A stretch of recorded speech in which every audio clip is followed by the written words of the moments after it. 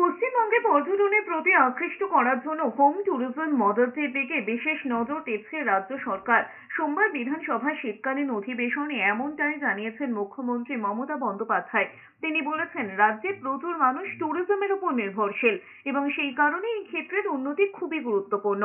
মমতা বন্দ্যোপাধ্যায়ের কথায়, রাজ্যের চা বাগানের জমি টি ট্যুরিজমের জন্য দেওয়া হচ্ছে, হোমস্টে হচ্ছে, ইউনেস্কো ট্যুরিজমের সেরা ডেস্টিনেশন দিয়েছে পশ্চিমবঙ্গকে, রিলিজিয়ন ট্যুরিজম হয়েছে। তিনি আরো বলেছেন, মন্দির, মসজিদ, গির্জার কাজ হয়েছে, স্কাই ওয়াক হয়েছে দক্ষিণেশ্বরে, কালীঘাটেও হচ্ছে, পাশাপাশি দীঘাতে পুরীর মতো জগন্নাথ মন্দির হচ্ছে, নিমকাঠের ঠাকুর প্রতিনিয়ত পুজো হবে, এছাড়া মার্বেল দিয়ে প্রতিমা তৈরি হচ্ছে, এছাড়া চৈতন্য দ্বারও হচ্ছে।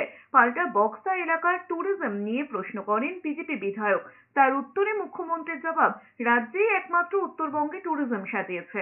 আমাদের পাহাড় পর্বত আছে, কাঞ্চনজঙ্ঘা আছে, আমাদের সুন্দরবন আছে, আমাদের ডিপ ফরেস্ট আছে, আমাদের জঙ্গলমহল আছে, সবটাই তার আপন বৈশিষ্ট্য, আপন প্রাকৃতিক সুন্দরের সৌন্দর্য। এবং তাই